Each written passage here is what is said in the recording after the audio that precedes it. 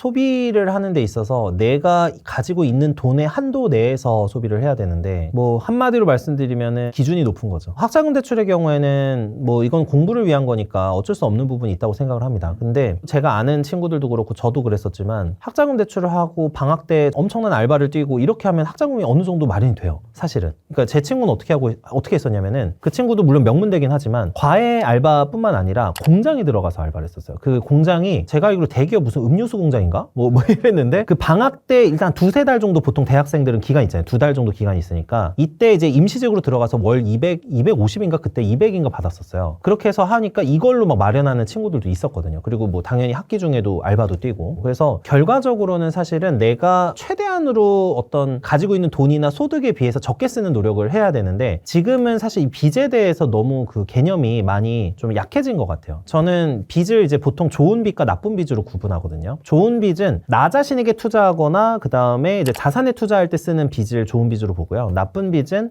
내가 그냥 일시적인 욕망이나 일시적인 소비를 위해서 많은 빚을 지는 거를 이제 나쁜 빚이라고 봐요. 근데 지금 현재 세대는 약간 나쁜 빚 쪽이 좀 많아진 거죠, 예전보다. 이제 자산을 축적하는 쪽에 빚을 쓴 게 아니라 나쁜 빚이 조금 늘어나고 있기 때문에, 그래서 이제 훨씬 더 박탈감이 좀 커지지 않는가. 그리고 객관적으로는 저는 현재 20대, 30대가 소비 수준이 낮은 편은 아니라고 봐요. 저도 30대이긴 하지만 한국의 20대, 30대가 해외 유럽이나 뭐 어떤 미국이나 이런 데서 쓰는 일반 젊은이들 쓰는 비용보다는 많이 쓰고 있다고 보는 입장이에요. 자기가 버는 소득이나 이런 거에 비해서. 그러다 보니까 이제 저축이 점점 줄어들 수밖에 없는 구조가 되고 있는 거죠. 근데 우리나라는 그런 게 있죠. 주거비가 좀 저렴한 편이거든요, OECD 중에서는. 그래서 좀 상대적으로 소비력이 좀 있는 거죠. 근데 이걸 반대로 생각하면 주거비가 저렴하니까 모으려고 하면 더 많이 모을 수도 있는 거죠. 저는 이제 항상 말씀드리는 게, 이거 저축과 관련해서는 그냥 이거는 이렇게 생각하셔야 된다. 저축을 안 하면 죽는다고 생각하셔야 된다. 이렇게 표현을 드려요. 왜냐면 실제로 그러니까. 대다수의 분들이 저축을 그냥 하면 하는 거고 말면 마는 거야. 약간 가치관의 문제로 받아들이세요, 제 생각에는. 그러니까 나 현재를 즐기면서 살 건데, 뭐 아니면은 뭐 나 그냥 지금 충분히 행복한데, 이렇게 생각하신다는 거죠. 내가 지금 절약하면서 사는 부분에 대해서 환경적으로 봤을 때, 어떤 온라인 환경이나 이런 환경적으로 봤을 때 자신을 비참하게끔 느끼게끔 하는 구조가 됐다고 생각을 합니다. 이제 예전에는 내가 옆집과 비교를 했다면은, 지금은 가장 잘 사는 사람과 비교를 하고 있는 거죠. 그래서 이런 부분이 굉장히 크다고 생각을 하고, 물론 이제 저는 한국이 잘 됐으면 좋겠지만 장기적으로 봤을 때 지금 뭐 저출산이나 여러 구조상의 문제가 있기 때문에, 그러면 복지 비용이 계속 늘어날 거란 말이죠. 물론 뭐 복지를 계속해서 증가를 한다고 하면 좋겠지만, 이제 그러면은 나라가 가난해지는 거잖아요. 그러면 결과적으로는 어차피 내 세금으로 나가는 거니까, 제가 생각했을 때는 너무나 어떤 국가 복지나 국가의 지원을 염두에 두고서 살면 안 된다. 그래서 무조건 자신의 생존을 위해서 기본적인 어떤 자산 마련은 무조건 필요하다. 당연히 여기에 기본은 저축이다. 그런데 이 저축을 안 하면 사실 내 생존 가능성이나 이런 게 점점 감소하게 된다. 뭐 이게 뭐 나중에 병원비가 될 수도 있고요. 부모님에 대한 간병비, 그리고 본인이 노후에 됐을 때 병원비, 치료비, 뭐 예를 들면 여러 가지 부양 비용, 내가 살아가는 데서 들어가는 비용, 주거 비용, 이런 부분은 어쩔 수 없이 증가할 수밖에 없잖아요. 지금 뭐 물가나 이런 것도 있고, 간병을 할 인력도 많이 없거든요. 내가 아프면은 간병비가 늘어날 수밖에 없는 구조인 거죠. 그래서 이런 구조를 봤을 때는 저는 무조건 월급의 50% 이상 최소로 잡는 겁니다. 이거 지금 최소로 잡는 건데, 50% 이상으로 말씀드린 이유가, 우리가 지금 평균 20대 후반쯤에 첫 취업을 하시는 분들이 지금 많거든요. 그러면 250만 원 정도로 그냥 가정을 하면은, 우리가 연봉으로 치면 3천만 원 정도 되고, 평균적인 첫 퇴직 나이가 지금 49세 정도로 나와요. 그럼 한 20년 정도 일할 수 있는 거거든요. 그러면 20년 동안 연봉 3천, 물론 늘어나긴 하겠지만 3천 초봉이 그대로 유지되시는 분들의 경우에는 총 벌 수 있는 돈이 6억입니다. 근데 6억 중에서 최소 절반은 모으면 3억인데 3억은 최소 순자산이 돼야지 50대 때 새로운 두 번째 일자리를 뭐 마련할 수 있는 여유가 생기죠. 그리고 주거비나 이런 걸 마련할 수 있고. 근데 50%를 만약에 못 모으게 되면 이 금액이 내가 50대 때부터 지출이 늘어나는 구조고, 돈을 벌 수 있는 금액은 줄어드는 구조이기 때문에 계속해서 소진이 될 수밖에 없다고 생각을 해요. 그리고 평균적인 생활비가 50% 저축했다고 하면은 125만 원씩 썼다는 얘기가 되죠. 그러니까 1년에 1,500만 원씩 쓴다는 얘기가 되는데, 3억 정도를 모아놨을 때, 20년 정도를 모았을 때 보통 평균 수명이 지금 80세가 넘으니까 3억도 사실은 부족해요. 사실은 부족하지만 적어도 이거를 뭐 불려나가면서 이자 소득이나 이런 걸로 보고 여러 가지를 불렸을 때 그나마 20년에서 30년 정도 이 돈을 쓰면서 생존이 가능하다. 이렇게 생각을 하는 거죠. 왜냐면 50대 때에서 만약에 재취업이 안 되면 이 돈을 똑같은 소비 수준으로 유지하면서 살게 되면 70살 때 고갈이 되는 거잖아요. 물론 인플레이션 전혀 고려 안 한 거지만, 그러니까 인플레이션 고려하면 더 적어지겠죠, 사실. 훨씬 적어지지만, 그러니까 인플레이션하고 자산 증가율을 같은 걸로 그냥 본 겁니다, 지금 제 기준은. 그래서 이제 같은 걸로 봤을 때는 20년 정도밖에 생존이 안 된다. 근데 그런데도 70세다. 그러니까 이 생각을 저는 해봐야 된다고 생각을 해요. 그러니까 최악의 상황을 가정해 보는 거죠. 뭐 내가 정년까지 그냥 일할 수 있는 직종이면은 물론 괜찮을 것 같아요. 그렇지만 일반적인 사기업이나 일반적인 중소기업에서 일하고 계신 분들의 경우에는 제가 최근에 많이 느끼는 건 경기가 어려워져서 40대 초반에도 많은 퇴사가 있거든요. 그러면 이렇게 되면 12년 일하시고 그 나머지로 일단 생활하면서 또 재취업 자리를 찾아보셔야 되는데 이게 일반적으로 저축을 안 해놓으면 가능한 거냐라는 거죠. 그래서 이제 이렇게 생각을 해봤을 때는 계속 말씀드리지만 이제 이걸 생존의 문제로 받아들여야 되고 내가 20대 30대 때 난 즐긴다 이런 마인드는 이제 저는 안 된다 이렇게 보는 거죠. 혹자분들 이런 말씀하신 분들 있어요. 너는 돈 잘 버니까 뭐 그런 얘기 하는 거지 않느냐. 그래서 이제 제 실제 얘기를 드리면은 제가 이제 공익법무관이라고 해서 이제 군을 대신해서 변호사 생활을 하면서 약간 뭐 봉사 개념이에요. 공익 같은 개념인데 그때 이제 제가 정확하게 말씀드리면 2016년에 월급이 150만 원이었어요. 17년에 좀 늘어서 200이었어요. 그러니까 이걸로 기준으로 말씀드리면 되겠죠. 물론 지금 좀 물가가 오르긴 했지만 그때 160 정도 150에서 160 정도 받았을 때 실수령 기준으로 받았는데 그때 제가 이제 그 로스쿨 때 썼던 마이너스 통장이 있었어요. 왜냐면 학비랑 생활비 이런 거를 좀 이렇게 썼었거든요. 그래서 대략적으로 제가 갚은 거를 보니까 한 달에 제가 150, 160을 실수령을 했을 때 80에서 100만 원 정도를 먹었어요. 근데 그게 이제 마이너스 통장 빚 갚는데 다 들어가긴 했는데 이제 계산해 보니까 그렇더라고요. 그래서 어떻게 했었냐? 조금 슬픈 일이지만 이제 모임을 줄이셔야 됩니다.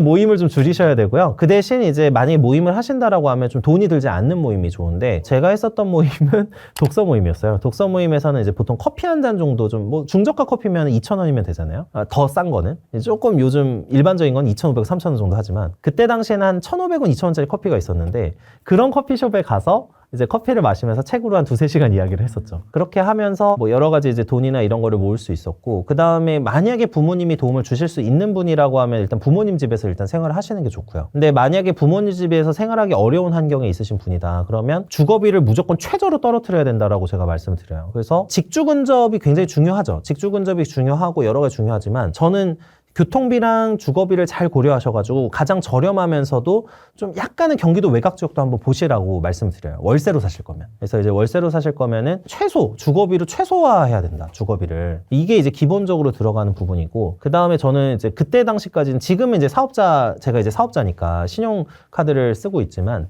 그때 당시에는 신용카드를 한 번도 써본 적이 없어요. 왜냐하면 내가 감당할 수 있는 부분보다 많이 쓸 가능성이 생기니까. 체크카드는 돈이 없으면 지급 거절이 되죠.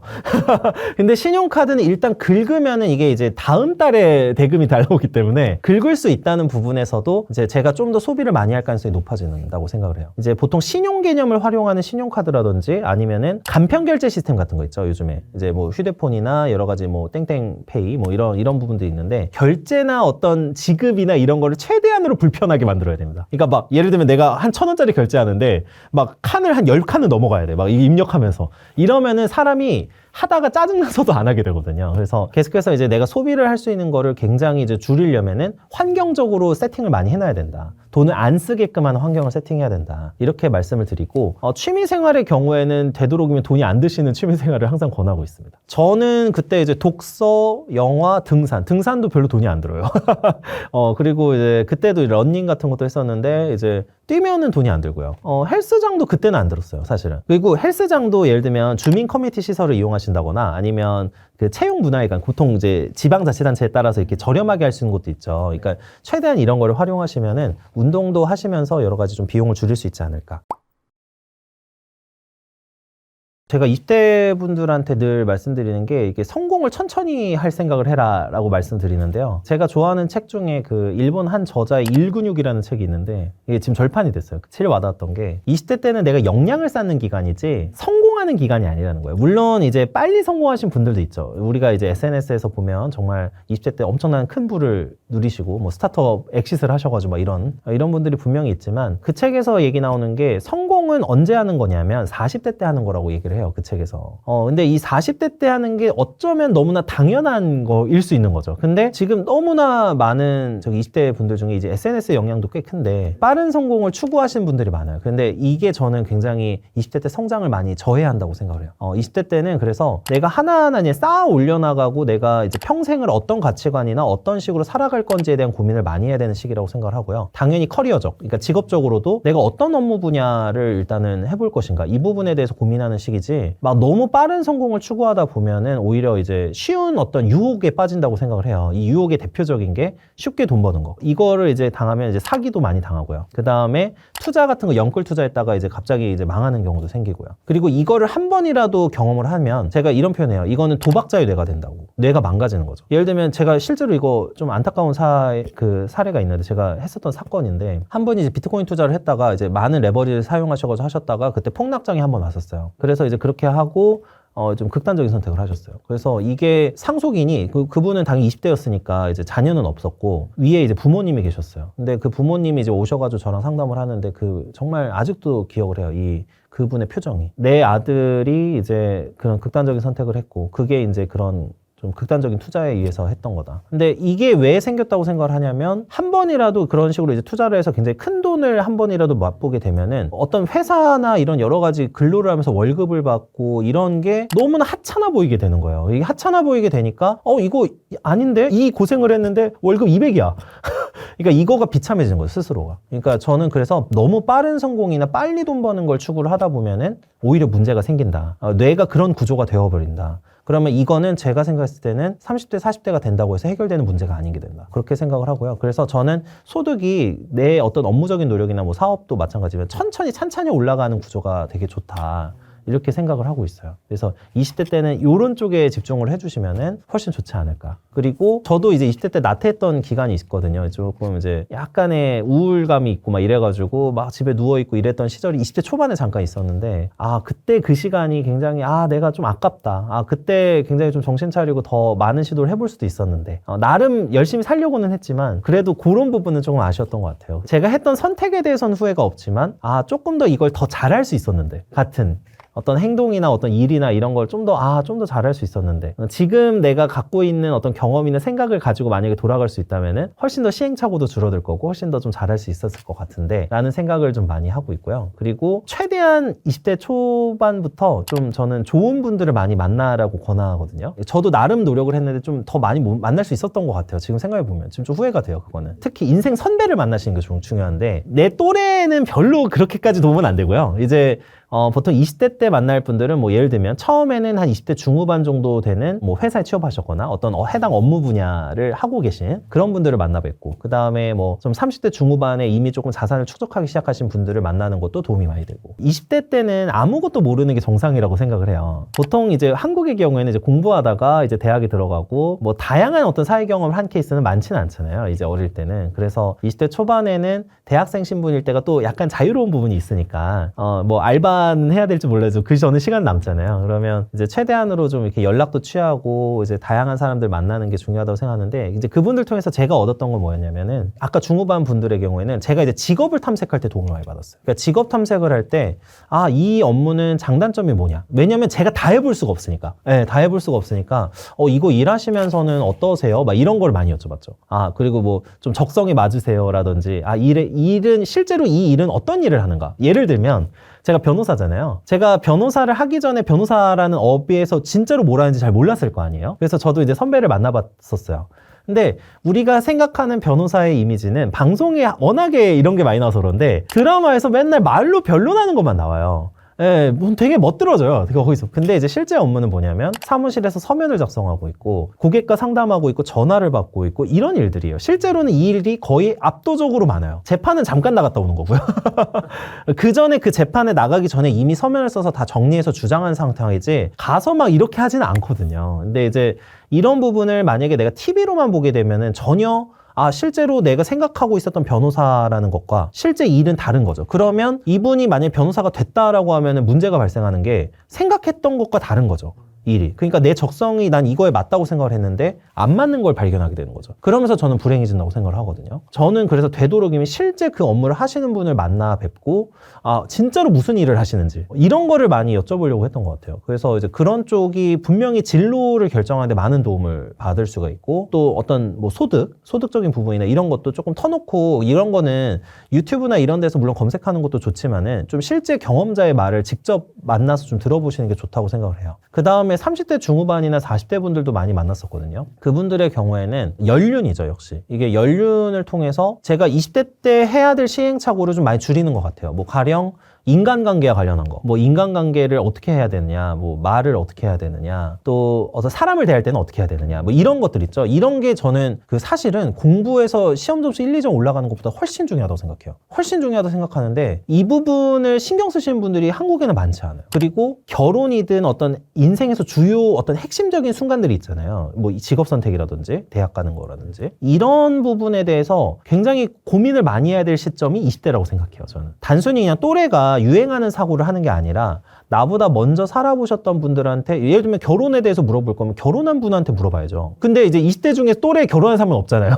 그러니까 이제 결혼한 분하고 이게 그것도 조금 의미 있는 결혼 생활, 그러니까 좋은 결혼 생활을 하시는 분들을 되도록 만나서 진짜 찐 이야기를 좀 들어보고 그러니까 이런 게 되게 중요하다고 생각을 하는 거죠. 그러니까 이거는 연륜의 문제니까 20대 때는 이제 패기는 있지만 경험이 부족한 게 단점이니까 이제 그런 분들을 만나서 그거를 보완하는 작업이 되게 필요하다.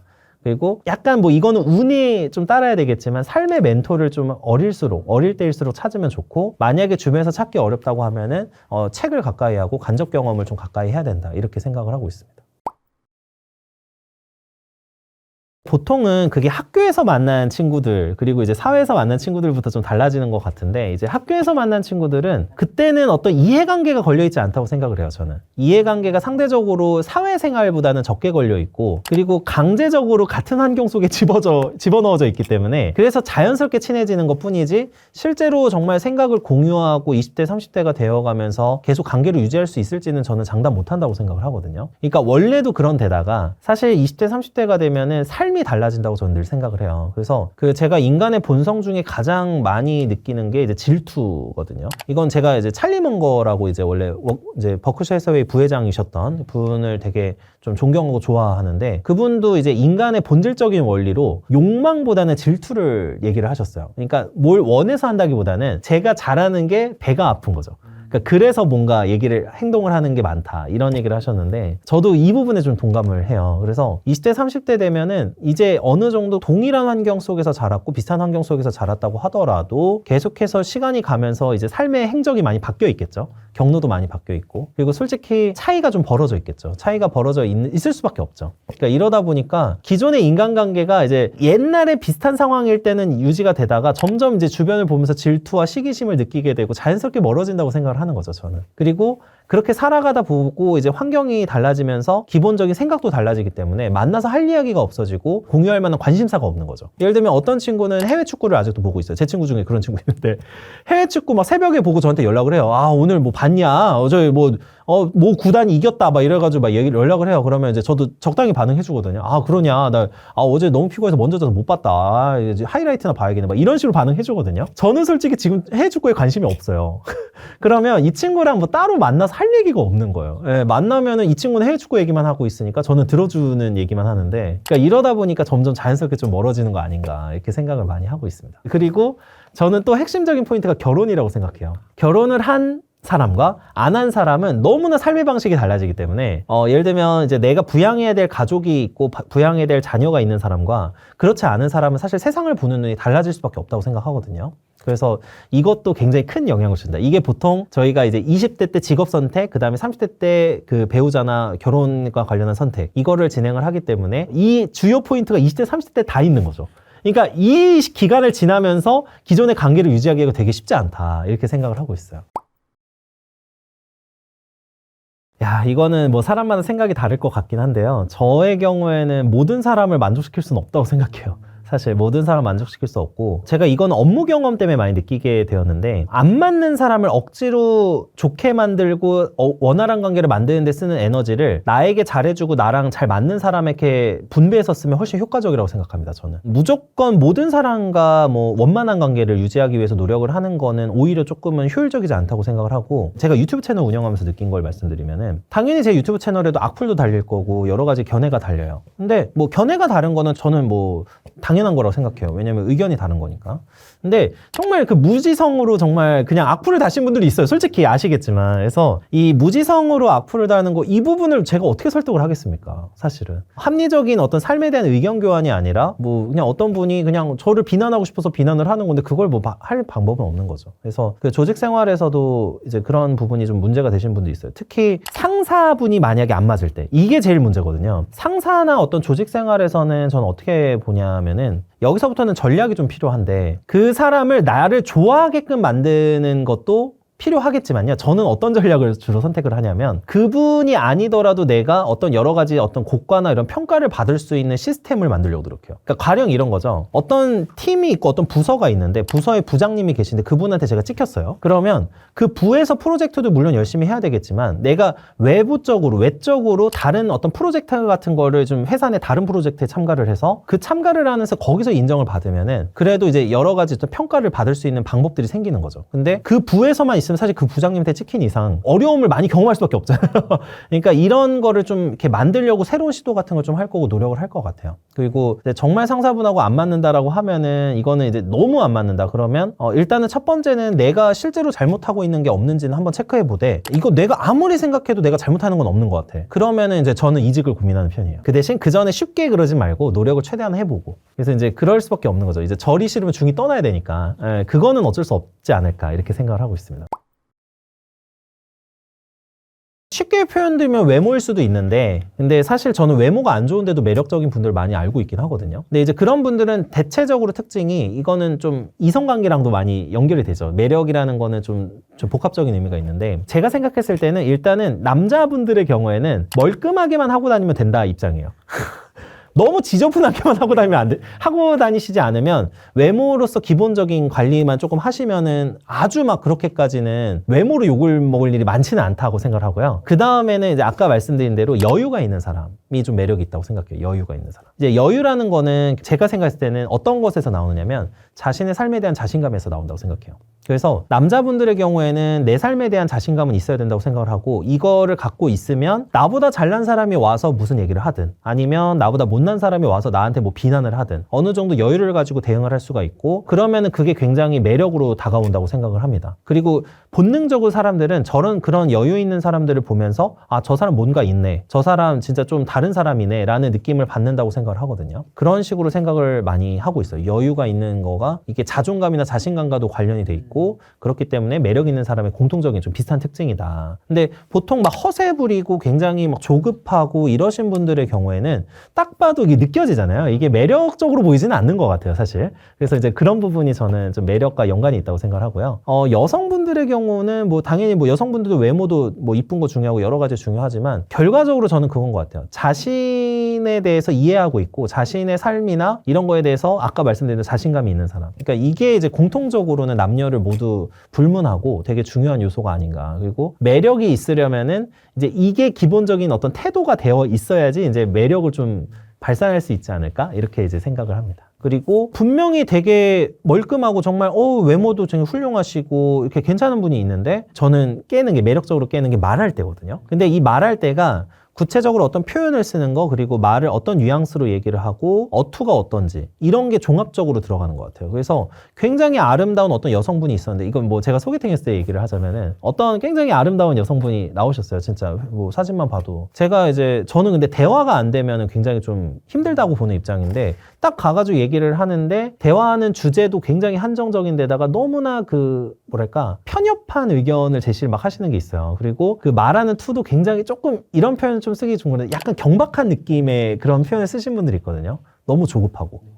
이러면은 저는 굉장히 매력을 깎아먹는다고 생각을 하고, 특히 이제 이 말을 잘 하셔야 되는데, 뭐 예를 들면 욕설을 쓰신다거나, 비속어를 쓰신다거나, 그리고 너무 요즘에는 이런 문제가 있어요. 커뮤니티 표현. 예, 인터넷 온라인 커뮤니티에서, 그 특정 커뮤니티에서 쓰는 표현을 너무 많이 쓰게 되면은 그 사람의 가치나 어떤 매력을 좀 많이 깎아먹는 것이 아닐까. 요즘에는 이 문제가 좀 많은 것 같아요. 예, 그래서 이 생각이 조금 들기는 합니다. 그리고 그 사람이 갖고 있는 생각이 너무 편협해 보일 수가 있거든요. 그러면 저 사람 평가가 많이 떨어지니까 매력적이지 않은 것 같아요. 착하지만 기가 세다라는 거는 뭐냐면은, 이거는 이제 사람마다 해석이 좀 다르기는 한데, 제가 생각할 때는 이거예요. 착한데 기가 세다? 선한 사람인데 아무한테나 이제 그 선함을 보여주지 않는 사람이 저는 그런 사람이라고 생각을 해요. 그러니까 원래는 실제로는 선하지만 타인에 대해서는 제대로 평가할 줄 아시는 분. 그러니까 그런 분들은 내가 이 선함을, 착함을 보여줘도 괜찮은 사람에게만 그걸 보여준다고 생각을 하는 거고, 기가 센 거는 주변 사람한테 흔들리지 않는 사람이라는 뜻이라고 생각해요. 저는 기가 세다는 거는 저 사람이 나를 어떻게 보든 저 사람이 아니면 자를 수는 있는 이런 사람을 저는 기가 센 사람이라고 봐요. 근데 저는 제가 제일 듣기 싫어하는 소리가, 공공기관에서 일할 때, 그때 법무관으로 일할 때 뭐 법무관님은 착하신 것 같아요, 그 얘기를 하는 거예요. 전 그 얘기 듣고 나서 기분이 굉장히 안 좋았거든요. 왜 그러냐면 제가 느끼기에는 이거예요. 어떤 사람이 정말 좋다라고 하면 정말 법무관이 좋은 사람인 것 같아요 라는 표현이 나와야지, 착하다라는 표현이 나왔다? 그 사람이 잘 무시하고 있을 가능성이 매우 높아요. 매우. 그 표현을 썼다면. 착하다는 거는 보통 윗사람이 아랫사람한테 쓰는 표현입니다. 사실은. 기본적으로 그 사람이 쓰는 표현을 보면 그 사람이 어떤 생각을 하고 있는지 알 수 있고, 그 사람이 어떤 식으로 생각을 하고 있는지를 충분히 이해할 수 있기 때문에 그냥 그걸 보고서 점점 거리를 두시는 쪽을 선택하시라고 하는 거예요. 저는 이제 학벌이 좋으신데 부자가 된 분들도 알고 있고, 이제 안 좋으신데 이제 부자가 된 분들도 알고 있긴 하거든요. 근데 이게 확률적으로 봤을 때는 저는 학벌이 아직은 조금 중요한 편이라고 생각을 하는 편이에요. 왜 그러냐면은 특히 이공계를 전공하시는 분들의 경우에는 서울대나 카이스트를 나오게 되면은 훨씬 더 창업에 유리하십니다. 저는 아직 솔직히 서울대는 아니었고 이제 고려대를 나왔는데, 그때 제가 좋았던 게 뭐였냐면, 들어갔을 때 굉장히 주변 선배들이나 뭐 그때 이제 컴퓨터공학이나 이런 쪽이 많이 창업을 하시잖아요. 그래서 그 사람들이 창업을 할 때 자연스럽게 정보를 듣게 돼요. 그리고 초기 창업에 굉장히 들어가기가 쉬운 거죠. 사실 구조상으로. 왜냐면 옆에 있는 선배 형이 일로 와가지고 야, 너 나랑 이거 뭐 좀 같이 할래? 뭐 이런 식으로 오게 되니까. 근데 고려대도 이 정도였는데, 이게 대부분의 어떤 창업시장, 스타트업이나 이런 창업시장일 때는 분명히 서울대나 카이스트에 나오셨다고 하면 훨씬 더 초반에 투자를 받기에 굉장히 유리한 부분이 있어요. 그래서 이공계라고 하면은 저는 사실 오히려 학벌이 좀 중요하다 이렇게 보는 입장이에요. 일반적인 취업과 관련해서는 저는 막 뭐 요즘에 뭐 그렇게까지 이제 막 학벌이 무조건 중요하다 이렇게까지는 말씀을 못 드릴 것 같아요. 근데 창업이나 여러 가지까지 어떤 그 기회의 가능성? 이런 측면에서 봤을 때는 저는 아직도 학벌이 굉장히 유용한 부분이 있다라고 저는 생각을 하고, 그리고 대체적으로 말씀을 드리면 경향성의 측면에서 봤을 때는 소위 말하는 명문대를 나올수록 기회가 열려있기 때문에 돈을 벌 기회도 늘려 있다고 생각을 해요. 그리고 뭐 가령 이런 거죠. 뭐 스카이를 나왔다 그러면 전문직을 준비하시는 분들이 많겠죠, 상대적으로. 그러면 그 전문직이라는 네트워크가 자동으로 좀 형성되는 부분도 있고, 예를 들면, 그리고 개업을 했을 때나 뭐 여러 가지 이제 어떤 작업 같은 걸 할 때 굉장히 주변에서 많은 도움을 받을 수가 있고, 특히 이제 이 도움을 받는다는 건 뭐 직접적인 도움이라고 할 수도 있지만 어떤 일이 필요할 때 그걸 아는 사람에게 전화할 수 있다는 게 굉장히 커요. 그리고 그 사람에게 얘기를 해서 뭔가 지식을 구할 수도 있고, 또 여러 가지 이제 돈과 관련한 이야기를 좀 자연스럽게 나눌 수 있는 부분도 있습니다. 그래서 고대 같은 경우에는 뭐 가치투자 동아리 이런 것도 있었고, 굉장히 이제 동아리도 다양했거든요. 그러니까 이런 뭐 투자 관련, 뭐 창업 관련 이런 부분들로 이제 접할 수 있고, 이런 환경적으로 좋은 사람들을 좀 구성을 할 수 있기 때문에 이런 게 아직도 유효하다 이렇게 저는 보는 거죠. 그리고 객관적인 확률상으로는 아직은 학벌이 조금 그래도 명문대를 나오신 분들일수록 좀 부를 축적할 가능성이 아직은 높지 않은가 이렇게 생각을 하고 있어요.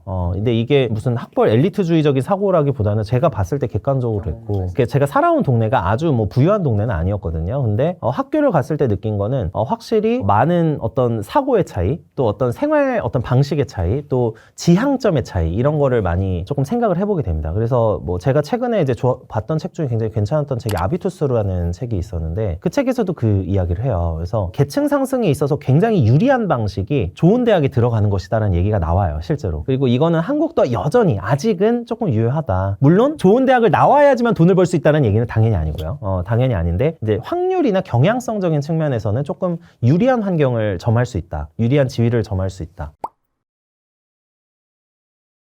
일단은 일을 좋아하세요.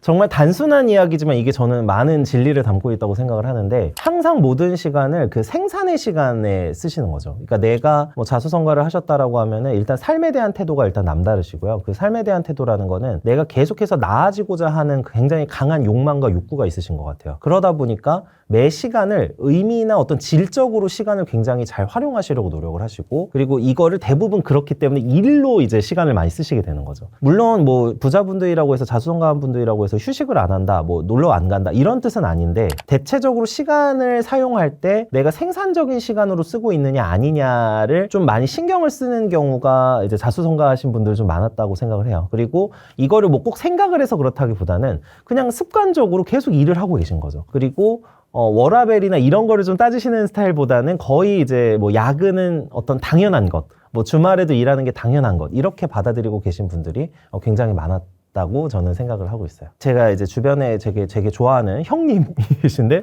그 형님의 예를 들어보자면 그분도 굉장히 좀 어려운 가정에서 자라셨고요. 거의 뭐 집에 이제 돈을 벌어온 사람이 아예 없는 수준이었던 거죠. 근데 이제 그러셨는데, 결과적으로는 그분이 살아왔던 패턴은 내가 지금 현재 처한 것에 대해서 굉장히 최선을 다하시는 분이었던 것 같아요. 그래서 그분도 고등학교 때부터 공부를 열심히 해서 명문대에 진학을 하셨고요. 명문대에 들어가서 일을 시작을 하게 됐고, 처음에는 일반적인 그 뭐 업체나 이런 데 들어가서 그냥 근무를 열심히 하신 거예요. 근데 이러다가 그 해당 업무를 이제 배워서 나오셔서 사업을 하시는 거죠. 거의 대부분 제 주변에서 봤을 때는 이쪽의 루트를 타신 분들이 정말 많았어요. 그러니까 어디든 회사에 들어가서 거기서 기회를 발견하고 배워서 나와서 사업을 하시는 분들이 많았고, 그 다음에 이제 신흥 부자 스타일 중에서는 최근에는 가상화폐 등에 투자하셔가지고 굉장히 큰 돈을 버신 분들도 있고요. 그러니까 이게 좀 스타일에 따라 다른데, 사업형 부자분들의 경우에는 대체적으로 내가 몸담았던 분야에서 굉장히 앞서 나가는 방법을 잘 이해하고 있으세요. 그래서 경쟁자들을 어떻게 제칠 수 있는지 이런 부분에 대해서 많이 연구를 하시고, 실제로 머리나 어떤 여러 개 통찰이나 이런 것도 훨씬 앞서가고 계시죠. 그러니까 남들이 쉬고 있을 때 새로운 준비 같은 걸 하고 새로운 시도를 하고 있는 분들이 결과적으로는 보통 성공을 하셨던 것 같아요. 그리고 이거를 막 엄청 의도적으로 한다기보다는 그냥 몸이 자연스럽게 움직이면서 이거 해야 돼 그럼 바로 하고 계시고, 이런 분들이 대체적으로는 사업형 부자에 가까우셨던 것 같고요. 그 다음에 재테크형 부자는 너무 스타일이 다르기는 한데, 이게 뭐 주식을 하시는 분도 있고 뭐 부동산 하시는 분도 있고 한데, 대체적으로는 그 레버리지를 좀 활용하셔서 돈을 버신 분들이 좀 더 많으세요. 부동산 같은 경우에도 레버리지를 굉장히 이제 뭐 채무를 잘 활용을 해서 자산 축적에 이용을 하신 분이 많은데, 주로 뭐 막 시드머니가 진짜 초반에 뭐 한 1,000만 원, 2,000만 원 들고 계시던 분도 그 뭐 경매로 시작해서 돈을 버시기 시작해서 하신 분도 있고, 일반적인 뭐 부동산 매매를 통해서 하신 분들도 있는데, 대부분 이제 대출을 많이 활용하신 분들이 많았던 것 같고요. 그 다음에 이제 제 주변에 주식 같은 경우에는 주식을 잘 하시는 그 사무실 같은 데 보통 들어가셔가지고 배우시게 되는데, 거기 가서 배워서 뭐 기업 분석하는 법부터 시작해가지고 다 이런 식으로 같이 이제 팀 같은 걸로 움직이면서 투자를 하셔서 돈을 버신 분도 있고. 근데 여기서 이제 전반적인 공통점은 사업형 부자랑 이거는 일치하는데, 자기가 내가 투자하는 자산에 대해서 내가 자신 있는 투자 방식에 대해서 굉장히 많은 노력을 기울이고 고민을 많이 하시고, 그리고 실제로 그 주식 같은 거 하시는 분들은 기본이 뭐 회사 탐방 가고, 뭐 아시는 분이 이렇게 하셨다고 해요. 그 회사에서 출고되는 트럭 수를 세셨대요. 그래서 이 회사가 괜찮나 해서 이제 재무제표는 늦으니까 이제 바로 알 수가 없으니까 그 회사 공장 앞에서 몇 대 나가는지 보고 계신 거예요. 그리고 확신을 가지시고 투자를 하셔서 굉장히 큰 돈 버신 그런 스타일로 하시는 분도 있고, 좀 스타일은 다양하지만 자기가 재테크를 하든 사업을 하든 자기가 하고자 하는 업에 굉장히 몰두하고 진심으로 파고드시는 분들이 많이 좀 성공을 하시는 거 아닌가. 그리고 고졸 출신인데도 성공하신 분이 굉장히 머리가 좋으세요. 그러니까 이게 뭐냐면 대학을 가야지 머리가 좋다는 뜻이 아닌 거예요. 지속적으로 성공하신 분들의 공통적인 특징은 통찰력이 남다르시고요. 머리가 좋으세요. 실제로 이 머리가 좋다는 게 무슨 IQ가 130이냐 뭐 이런 뜻이 아니라, 어떤 사업적인 어떤 두뇌, 사업적 머리가 굉장히 좋으신 거죠. 사람에 대해서 이해하는 능력, 그리고 본질을 파악하는 능력, 이런 게 굉장히 좋으신 분들이 많았어요. 근데 이게 무슨 공부를 해서 나온다기보다는 약간은 좀 타고나는 느낌이 사실 없지 않아 있어요. 이래가지고 예를 들면 사업 아이템 같은 걸 딱 봤을 때 이거 돈 되네? 이거에 대한 어떤 통찰 능력, 이런 사람들이 생각하는 방식, 이런 거를 굉장히 잘 이해하고 계신 분들이 좀 성공하신 분들을 많이 본 것 같아요.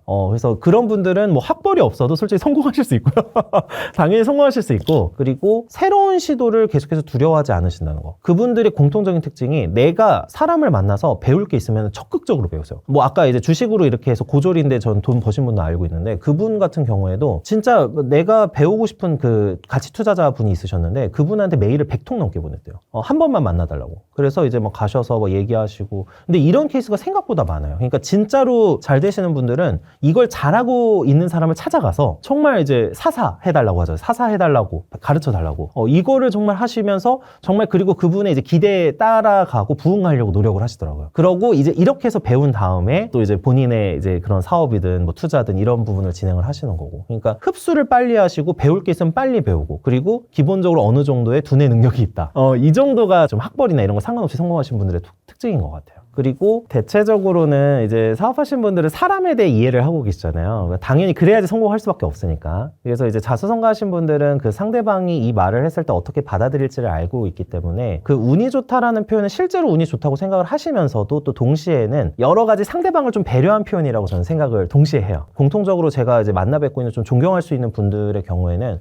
내가 운이 좀 따랐다. 그리고 운이 좀 좋았다라는 부분을 많이 말씀을 하세요. 그리고 이제 제가 보통 독서 모임에서 이제 부자분들을 많이 만나고 있는데 이제 독서를 하다 보면은 아웃라이어라는 책이 과거에 있었는데 그 책에서 얘기 나왔던 게 빌 게이츠의 사례였어요. 빌 게이츠가 그때 당시 컴퓨터를 접할 수 있는 환경이 있었기 때문에 이제 코딩이나 이런 쪽으로 프로그래밍을 해서 성공을 할 수 있었다. 마이크로소프트를 창업할 수 있었다. 이런 내용을 얘기하는 분이 있는데 그래서 대다수의 부자분들은 이 부분 자체를 부정하진 않으시는 것 같아요. 운이 좋은 것도 분명히 중요하다. 운이 따르는 것도. 근데 어느 정도는 어떤 것도 있냐면 상대방에 대한 어떤 들었을 때 배려인 거죠. 내가 잘나서 이랬다 그러면 상대방에게 반감을 살 수 있잖아요. 사실은. 반감을 살 수 있는 부분도 있고 그리고 이제 보통의 부자분들하고 이제 편하게 격의 없이 얘기를 했을 때는 자신이 어떤 식으로 시도했고 어떤 식으로 노력을 했었고 이런 부분에 대해서 이야기를 나눌 때 분명히 운도 따른 거를 인정을 하지만 또 운을 이제 잡을 수 있는 능력이나 여러 가지 이걸 파고들 수 있는 능력이 필요하다라고 많이 말씀을 하세요. 그리고 절대로 쉽게 되는 건 없다라고 굉장히 강조를 많이 하시고 그러니까 단순히 운만으로 사실 성공할 수는 없다고 저는 생각을 하고요. 다만 이제 많은 부자분들이 이제 실제로도 그렇게 생각을 하시기도 하지만 대화를 하는 상대방의 어떤 감정이나 이런 걸 배려해서라도 어느 정도는 운이 많이 따라서 이렇게 됐습니다. 이렇게 얘기를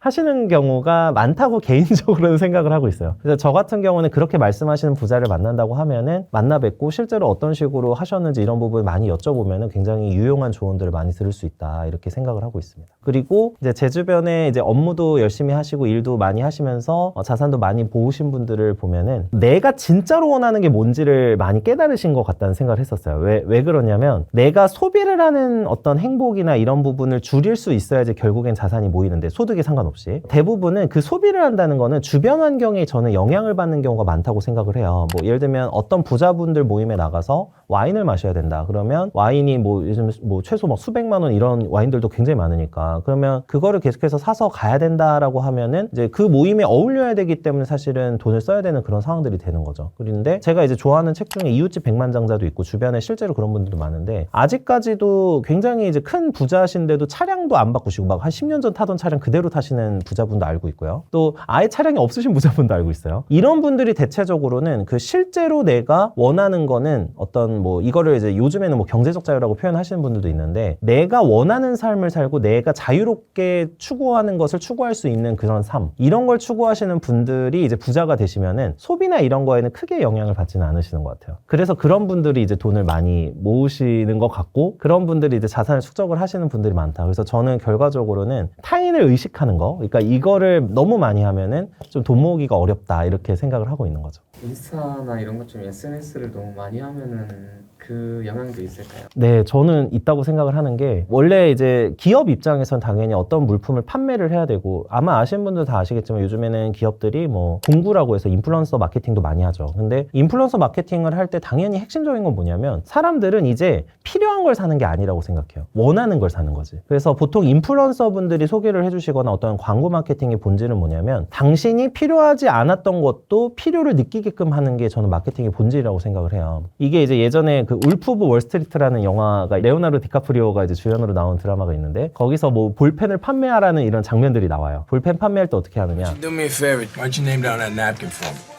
I don't have a pen. Exactly. Supply and demand, my friend. You know what I'm saying? He's creating urgency. 그러니까 이제 결과적으로 현대는 그런 이제 필요성을 만드는 그러니까 사실 원하는 걸 만드는 거죠. 원하는 걸 만드는 방식으로 지금 마케팅이 저는 진행된다고 생각을 하거든요. 그래서 결과적으로는 이거 모두가 다 원한다의 개념을 좀 생각을 해볼 때는 사람들은 대다수가 내가 필요한 걸 살 때는 그냥 뭐 의식주와 관련된 거죠. 내가 밥을 먹고 이런 거는 그냥 먹어야 되니까 어쩔 수 없죠. 그렇지만 원하는 거는 대체적으로 남들보다 내가 인정받고 싶고 우월하고 싶은 욕구가 들어가 있다고 생각을 해요. 그래서 소비에도 그런 게 개념이 많이 들어가 있다. 저는 거의 한 100 중에 90% 정도는 이제는 인정 욕구에 따른 소비가 굉장히 높다라고 생각을 하기 때문에 그 소비를 하시게 되면은 이제 당연히 가난해지는 거잖아요. 점점 돈이 없어지는 건데 이게 이제 인스타나 이런 여러 가지 SNS에서 굉장히 자극을 하는 부분들이 있는 거죠. 내가 저 사람은 저거 입고 있고 어디 호캉스 가 있고 해외여행 가 있는데 내가 비참해지는 거죠. 나의 삶이. 근데 사실 전혀 비참하실 게 없는데 전혀 그런 건 없지만 그걸 보면서 상대적으로 박탈감을 느끼기 때문에 원래 필요하지 않았던 것이 필요해지는 그러니까 머릿속에서 필요해지는 상황이 되지 않는가. 그래서 저는 솔직히 SNS를 줄이시라고 많이 권해드리는 편이에요. 물론 뭐 가시는 게 잘못된 건 아니지만 대체적으로 이제 돈을 많이 소비하게끔 유도가 되는 부분은 있는 거죠. 그리고 저는 이제 부자 기준을 그 평균 이제 그 상위 10%로 보거든요. 그러면 상위 10% 지금 1가구 순자산이 지금 10억 정도, 순자산 10억 정도 되면 부자라고 저는 보거든요. 그러니까 그 기준으로 말씀드릴게요. 일단 30대 초중반에 1억 정도를 빨리 모으신 분들 있잖아요. 이런 분들 중에 10억 못 가신 분들 거의 못 봤어요. 왜 그랬냐면은 어렸을 때 20대 때부터 사실 돈을 모아오신 거죠. 그분들은. 그리고 어떤 역량을 배양해 오신 거죠. 그래서 이 역량이 있기 때문에 돈을 모은 거죠. 사실 정확하게 표현하면. 그러니까 이런 분들은 그 역량이 더 좋아지면 좋아졌지 떨어질 일이 없어요. 그러니까 제가 이제 이런 표현 드리거든요. 1억 모으는 과정에서 쌓이는 능력이 절제하는 능력, 소비를 사고하는 능력, 돈을 어떻게 벌지를 고민하는 능력 이렇게 세 가지가 늘어난다고 말씀드리는데 이거를 어떤 책에서는 뭐 부자의 그릇이다 이렇게 표현하더라고요. 근데 뭐 표현은 어차피 다 다른데 본질은 똑같은 거죠. 그 과정에서 배우는 게 있고 쌓이는 게 있는 거죠. 능력이.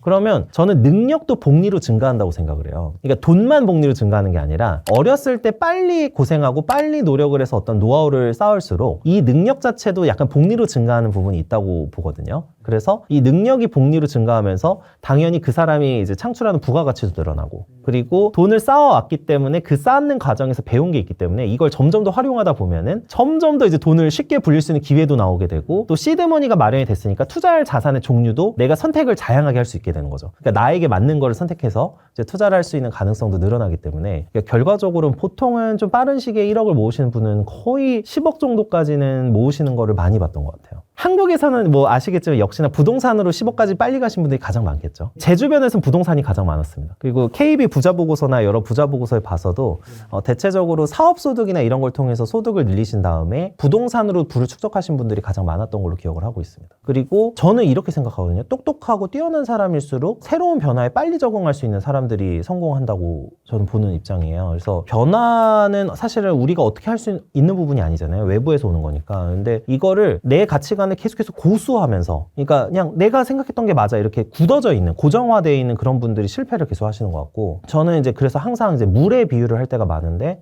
노자 도덕경에서도 물에 많이 비유를 하잖아요. 이게 이제 유연한 사람들이 계속 좀 성공을 하는 것 같아요. 이렇게 뻣뻣한 사람들보다는 제가 유연하려고 하면은 계속해서 새로운 정보를 쉽게 받아들일 수 있는 뇌를 만들어야 된다 이렇게 많이 말씀드리는 입장인데 그래서 이제 학습을 평생 학습을 하고 계속해서 새로운 정보를 받아들이고 또 새로운 변화를 계속 이제 몸으로 감지할 수 있는 능력을 가지신 분들 그리고 약간 이거 좀 뭔가 판이 달라지는 것 같은데 라는 느낌이 드시는 분들이 그 예를 들면 이런 거죠. 뭐 환율이나 이런 변화를 보면서 뭔가 경제 상황이 좀 달라지는 것 같은데 그러면 제가 아시는 부자분들은 물론 한 자산에 계속 투자하시는 분들도 있고 약간 이제 자산 배분을 조금 바꾸세요. 약간씩 비율을. 그러니까 완전히 변화하진 않아요. 보통 뭐 부동산 들고 있는데 갑자기 경기 변화한다고 부동산 팔아버리고 이러지는 않으시는데 약간 금융자산이나 이런 부분은 약간씩 배분을 좀 조정하시는 분들은 제가 좀 봤습니다.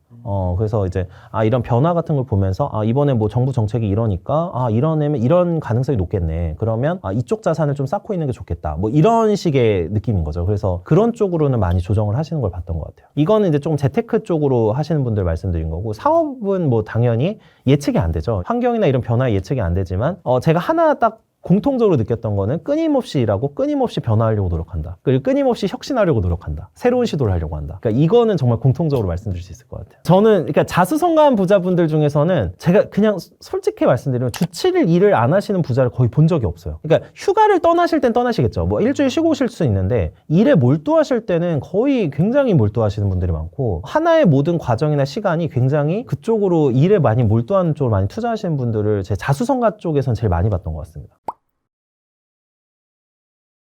제가 아무래도 업무적으로나 그래도 여러 가지 이제 부자분들도 만나고 좀 가난하신 좀 사자분들도 솔직히 많이 만나요. 제 직업 특성상. 저희가 이제 뭐 사기 관련 사건을 하다 보면 그런 분들 많이 만나게 되는데요. 최근에도 이제 지금 담당하고 있는 사건이 주식 리딩방 사건이 있어요. 주식 리딩방 그리고 뭐 통장을 빌려주고 뭐 여러 가지 이런 사건들이 있는데 제가 이제 그런 사건들을 보면서 많이 공통적으로 느꼈던 부분은 뭐냐면은 부자분들은 오히려 자신의 부를 감추려고 해요. 왜냐하면 이제 여러 가지 이유가 있는데 경험해본 바로는 첫 번째는 세무적 이슈가 있어요. 그러니까 세금과 관련해서 예를 들면 괜히 이제 돈 많고 이렇다고 자랑을 했을 때 부작용이 더 많은 거죠. 뭐 세무조사가 들어올 수 있다든지 전반적으로 자신의 부를 엄청 과시해서 좋을 거는 없다는 거죠. 부자분들은. 그래서 대체적으로는 실제로 이제 굉장히 좋은 집에 사셔도 자기 어디 사는지 막 정확하게 얘기 안 하신다거나 물론 친해지면 얘기하세요. 친해지면 이야기하시지만 처음 만난 사람에게 자신의 신상이라든지 자신이 얼마나 돈이 있고 이런 걸 굉장히 어필을 한다. 이렇게 되면은 저는 조금 사짜일 가능성이 높다라고 보는 입장이에요. 그리고 이거를 이제 좀 더 고급으로 하시는 분들이 있어요. 스킬이 있는데 예를 들면 은근슬쩍 보여주신 분들 있죠. 은근슬쩍 뭐 차량이라든지 약간 여러 가지 옷이라든지 이런 부분을 보여주시면서 굉장히 이제 부를 너무 과시하려고 한다. 이러면은 아 이걸 과시를 해서 무언가 얻고 싶은 게 있구나라고 생각을 하시면 좋을 것 같아요. 찐 부자분들은 겉으로 딱 봤을 때는 그냥 크게 막 그렇게 부에 대해서 자랑하지 않으세요. 왜 그러냐면 실제로 이미 부가 많고 부가 많으신 분들과 소통을 하고 있기 때문에 부를 너무 자랑할 필요가 없어요. 그리고 자랑해봤자 손해겠죠. 왜냐면 자기보다 더 부자이신 분들과 만나는데 내가 100억 있어 200억 있어를 자랑할 필요는 없잖아요. 근데 대체적으로 주변이 뭔가 돈이 없으신 분들이 많은 이제 사자분들 그분들을 이제 현혹하려고 하시는 분들의 경우에는 내가 돈이 있다라는 얘기를 하면은 그분들에게는 굉장히 혹하는 이야기가 되는 거죠. 그래서 제가 봤을 때는 공통적으로는 내가 돈이 얼마 있고 이런 부분을 너무 과도하게 어필을 한다든지 하면은 조금 사짜일 가능성이 높다고 생각을 하고 있습니다. 물론 뭐 사람마다 다르니까 모든 부자가 그러신다는 건 아닌데 이제 초반에 부를 많이 일구셔서 이제 처음에 이제 부를 해서 뭐 차량도 구매하시고 이런 분들도 많아요. 근데 이런 분들도 아 이게 내가 막 이렇게 부를 자랑한다고 해서 별로 이득은 없구나라는 거를 점점 많이 느끼시는 것 같아요. 대체적으로 예를 들면 차량을 뭐 한 3대 정도 가지고 계신데 만나는 자리에 따라서 차량을 바꿔서 가시는 아는 부자분도 있고 해서 아 이게 이제 상대방에 따라서 대응을 하는 게 달라지고 예를 들면 진짜 부자들 모임에 갈 때는 그런 걸 별로 개의치 않아도 되겠지만 일반적인 모임이나 이런 거 갈 때는 되게 좀 몸가짐이나 여러 가지 행동 거지를 좀 조심하시는 분들이 많이 있는 것 같아요. 저는 이렇게 보는 편이에요. 인성이 드러나는 순간 첫 번째가 배우자를 선택할 때, 두 번째가 직업을 선택할 때. 근데 예를 들면 이런 거죠. 나는 돈이 중요하지 않아 라고 맨날 얘기를 했어요. 그리고 실제로 막 그렇게 주변에 얘기를 하고 다녀. 근데 직업 고를 때 보니까 좀 돈 쪽으로 많이 선택을 했어요. 그러면은 사실은 이제 이 사람의 원래 본질적인 생각이나 사고는 직업 중에서는 돈 이제 소득이 중요하구나라고 생각을 한다는 거죠. 이게 나쁜 건 아니니까. 근데 주변에 이야기할 때는 이제 다르게 얘기를 하고 다녔었다는 거죠. 그러니까 이제 이런 거를 보면서 저 사람이 실제적으로 뭐 어떤 생각을 하고 있고 실제로는 어떤 그 가치관을 갖고 있는지를 느낄 수 있다고 생각을 해요. 그래서 인성은 저는 가치관하고 이게 연결돼 있다고 보기 때문에 그래서 이제 그런 순간을 많이 좀 캐치를 하시고 실제적으로 그 사람이 선택을 어떻게 하는지를 보시면은 그게 인성을 드러나는 순간이지 않을까 싶고요. 배우자도 마찬가지인데 예를 들면 배우자를 뭐 어떤 분들은 인성을 보면서 배우자를 골랐다고 해요. 근데 누가 봐도 인성이 별로야 저 사람. 그러면은 저 사람은 배우자를 선택할 때 뭐 예를 들면 돈이든 아니면 다른 조건이든 이런 걸 너무 많이 보는구나. 이렇게 생각을 하는 거죠. 그래서 이런 실제적인 순간이 그 인성이 드러나는 순간이라고 생각을 하고요. 그 다음에 이제 세 번째는 저는 성공을 했을 때라고 생각해요. 이제 이때가 저는 진짜라고 생각을 하는데 더 이상 남의 눈치를 보지 않아도 될 때. 예를 들면 내가 이제 대표가 돼서 정말 돈도 잘 벌어요. 이제 거의 뭐 망할 것 같지가 않아. 이런 상황이면은 그때 이제 주변을 대하는 그런 것을 보면은 그 사람이 실제로 인성을 좀 느낄 수 있지 않은가. 그리고 그 사람이 실제로 좋아하는 거를 알 수 있지 않은가. 이런 생각을 하는 거죠. 그래서 보통은 이제 남의 남의 눈치를 보지 않아도 되는 상황이나 이런 부분, 그리고 실제적으로 삶에서 중요한 순간에서 어떤 선택을 하는지를 확인할 수 있으면 그때 이제 인성이 드러나는 순간이 아닌가. 이거를 이제 많이 생각을 하고 있습니다. 그리고 제일 많이 하는 게 저 사람이 하는 말이나 행동이 일치하는가를 일단 제일 먼저 보라고 많이 항상 권해드려요. 이거는 여러 가지 의미가 있는데 그 말하고 행동이 일치하지 않는 사람은 사실은 말이 거짓이든 행동이 거짓이든 별로 신뢰할 수 없는 사람이니까 그거는 이제 어느 정도는 거리를 두시는 게 좋고, 그 사람 입장에서는 내가 나한테 달콤한 말을 하고 있어도 실제로는 그렇게 생각하지 않고 자신의 삶에서는 다르게 살고 있는 거죠.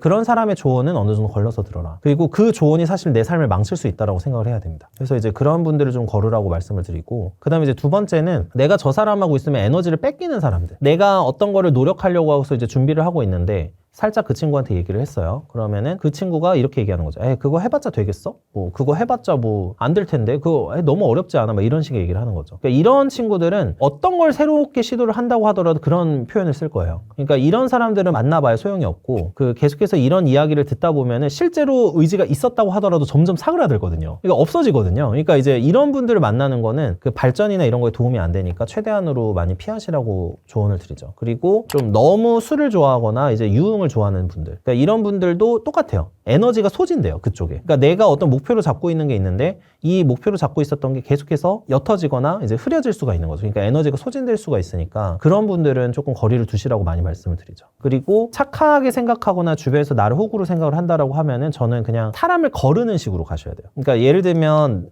내가 아는 친구가 있는데 저 친구가 나를 계속해서 이용을 하는 것 같아. 그러면은 그 친구를 그냥 연락을 하고 만남을 계속해서 끊어야 되는 거죠. 그냥 그 사람을 계속 만나면 그 사람의 부탁이나 그 사람의 뭐 예를 들면 착하니까 호구로 보는 이거를 바꿀 수가 없는 거죠. 그리고 보통 내 스탠스, 그러니까 내가 사람을 대한 스탠스를 바꾸려면은 기존에 만나던 사람을 계속 만나면 안 돼요. 그냥 아예 만남의 풀이나 모임을 하는 사람을 완전히 바꿔줘야지 가능한 거지. 예를 들면 내가 소꿉친구 있던 이제 초등학교 때부터 알고 지내던 그런 친구한테 갑자기 다른 스탠스를 취하면 어차피 그거는 제대로 될 수가 없다고 생각을 하거든요. 그래서 아예 거리를 두는 쪽으로 갔었고요. 그 대신 저는 어떤 방식으로 선택을 하느냐, 앞에서는 웃어요. 저는 쓴소리 할 필요 없다고 생각해요. 앞에서 쓴소리 할 필요도 없고 그 사람한테 너 왜 나를 이렇게 쉽게 보니 이런 얘기 할 필요도 없어요. 그냥 연락을 끊으면 돼요. 네, 근데 끊는 걸 의도적으로 끊는 게 아니라 뭐 예를 들면 카톡이 왔다 그러면 카톡 할 때 바로 반응하지 않으시면 돼요. 한 2, 3일 내가 그때 좀 바빠가지고 연락 못했다 미안하다. 네, 그냥 그런 식으로 자연스럽게 멀어지는 쪽으로 저는 구성을 하는 편이에요. 이러면 적을 만드는 것도 아니고 그냥 자연스럽게 관계가 소원해지는 그런 상황이 되는 거죠.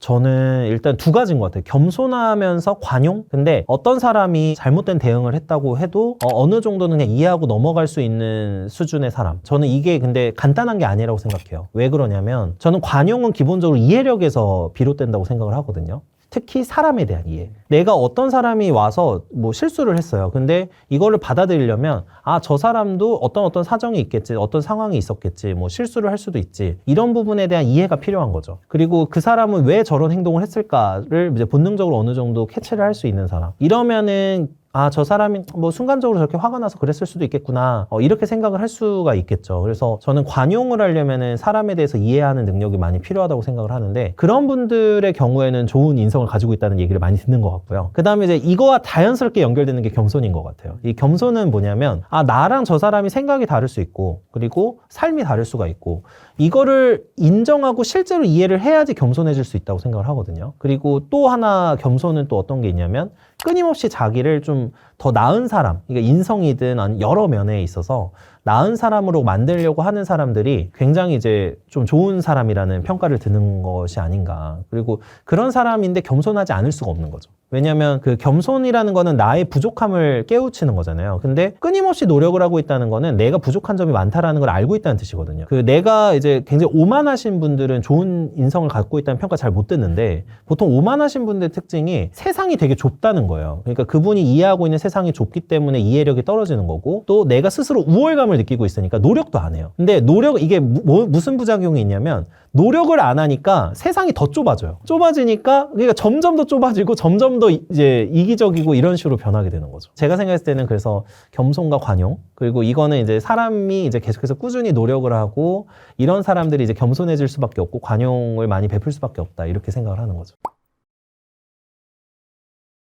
그냥 한마디로 말씀드리면은 내가 잘 됐는데 진심으로 좋아해주는 사람. 근데 이게 너무 드물어서 제가 보통 제 영상에서 자랑하지 마라, 잘 된 거 얘기하지 마라 맨날 말씀드리긴 해요. 이건 친구라도 잘 말씀드리지 말라고는 하는데, 만약에 진짜 친구라고 하면은 정말로 진심으로 좋아해줄 겁니다. 그러니까 내가 잘 됐을 때 진심으로 좋아해주고, 그리고 좀 좋은 친구라면 나 너한테 이거 잘 됐으니까 좀 배우고 싶다, 이런 얘기가 나와야 돼요. 근데 대부분은 그런 얘기를 하는 게 아니라 상대방의 성과를 계속해서 끌어내리려고요. 까내리려고요. 그래서 뭐 쟤는 운이 좋아서 그랬겠지, 뭐 아니면 이건 운이잖아, 뭐 이런 식으로 끌어내리는 거죠. 그러니까 이런 분들은 거리를 두되, 만약에 이제 정말 좋은 일 있을 때 진심으로 좋아해주고, 오히려 이거를 나도 좀 알려줘, 내가 나 한번 열심히 한번 해볼게, 이런 친구들이라고 하면은 그래도 계속해서 연을 이어가도 좋고, 또 반대로 또 이런 것도 있는 것 같아요. 내가 그렇게 할 수 있는 사람이어야 된다고 생각을 하거든요. 그래야지 이제 상대방도 그런 사람들만 주변에서 모이게 되는 거니까, 이게 이제 상호적이라는 거죠. 그러니까 저 사람은 다른 사람의 시기 질투 안 해. 근데 나는 다른 사람 시기 질투하고 있어.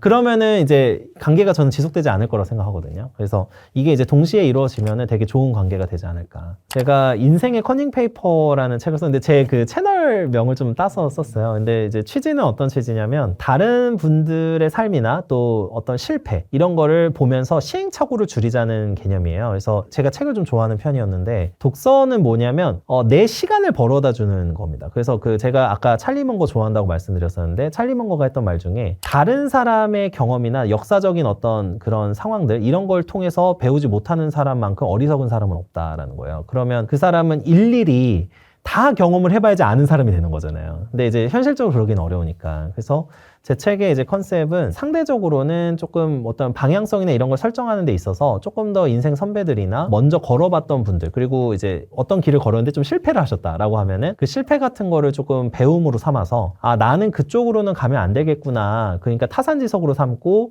여러 가지 이제 반면교사로 삼아서 시행착오를 줄이게 된다고 하면은 훨씬 더 좀 삶이 좀 풍요롭지 않을까, 이런 생각이 들어서 쓴 책이고요. 그래서 여러 가지 뭐 결혼에 대한, 관계에 대한 얘기도 하고, 또 마인드셋에 대한 얘기도 합니다. 그래서 이제 이런 부분에 대한 궁금증이 있으신 분들은 한번 제 책을 구매해 주시면은 좀 나쁘진 않지 않을까, 이렇게 생각을 조심스럽게 해봅니다. 네.